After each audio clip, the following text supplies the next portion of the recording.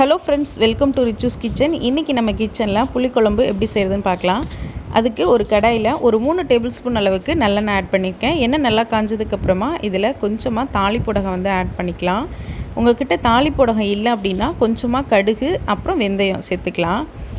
இப்போ எல்லாம் நல்லா பொரிஞ்சதுக்கப்புறமா இதில் ஒரு 2 வரமிளகா ஆட் பண்ணிவிட்டு கூடவே ஒரு 2 மீடியம் சைஸ் பெரிய வெங்காயத்தை கட் பண்ணி வச்சுருக்கேன், அதையும் ஆட் பண்ணிக்கலாம். உங்கள்கிட்ட சின்ன வெங்காயம் இருந்ததுன்னா ஆட் பண்ணிக்கோங்க, ரொம்ப நல்லாயிருக்கும். இப்போ வெங்காயம் நல்லா வதங்கி பொன்னிறமாக வரணும், அது வரைக்கும் நம்ம வதக்கிக்கலாம்.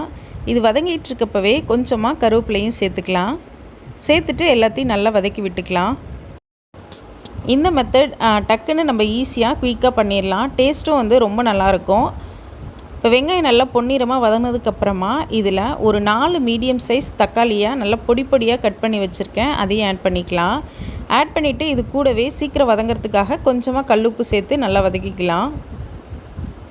இப்போ தக்காளி நல்லா வதங்கி நல்லா எண்ணெய் பிரிஞ்சு வரணும், அந்த ஸ்டேஜ் வரைக்கும் நம்ம வதக்கி விட்டுக்கலாம். இப்போ நல்லா எண்ணெய் பிரிஞ்சு வந்துருச்சு. இப்போ இதில் நம்ம காயெல்லாம் ஆட் பண்ணிக்கலாம். நம்மக்கிட்ட என்ன காய் இருக்கோ அது வந்து ஆட் பண்ணிக்கலாம். நான் வந்து இன்றைக்கி உருளைக்கிழங்கு, முருங்கைக்காய், கத்திரிக்காய் வந்து எடுத்திருக்கேன். இது 3ம் சேர்த்து நம்ம புளிக்குழம்பு வைக்கிறப்போ டேஸ்ட் வந்து ரொம்ப நல்லாயிருக்கும். 2 உருளைக்கிழங்கு வந்து ஆட் பண்ணிக்கிறேன். இது கூடவே ஒரு 2 மீடியம் சைஸ் முருங்கைக்காய், அதுக்கப்புறம் 4-5 கத்திரிக்காய் எல்லாத்தையும் ஆட் பண்ணிவிட்டு ஒரு 2 நிமிஷம் நல்லா வதக்கி விட்டுக்கலாம். அடுப்பை வந்து சிம்லே வச்சுக்கோங்க.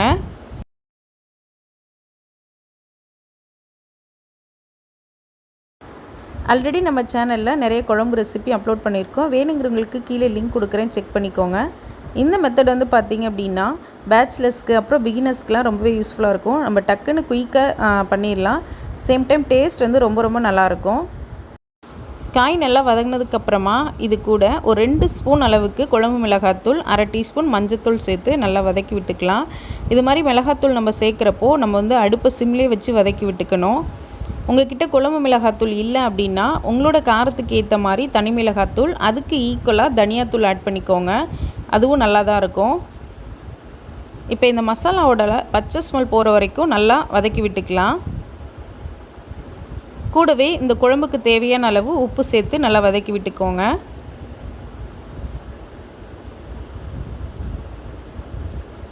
இது லைட்டாக வதக்கி விட்டதுக்கப்புறமா நம்ம குழம்புக்கு தேவையான அளவு தண்ணி வந்து ஆட் பண்ணிக்கலாம். ஆட் பண்ணிவிட்டு இதை வந்து லைட்டாக கொதிக்க விட்டுடலாம்.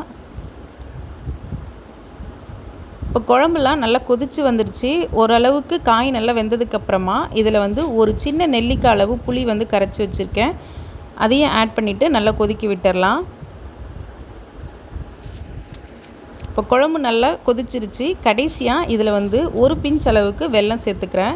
நீங்கள் இந்த மாதிரி புளி சேர்த்து பண்ணுற குழம்புக்கெலாம் கடைசியாக ஒரு பிஞ்ச் அளவு வெல்லம் சேர்த்து பண்ணிங்க அப்படின்னா புளிப்பு காரம் எல்லாத்தையும் கரெக்டாக பேலன்ஸ் பண்ணி கொடுக்கும். அதே மாதிரி குருமா ரெசிபிக்கெலாம் வந்து பார்த்திங்க அப்படின்னா கடைசியாக ஒரு பிஞ்ச் அளவு சர்க்கரை சேர்த்திங்க அப்படின்னா அந்த மசாலாவோட டேஸ்ட்லாம் கரெக்டாக பேலன்ஸ் பண்ணி கொடுக்கும். இது ஒரு சின்ன டிப் தான், தெரிஞ்சு வச்சுக்கோங்க.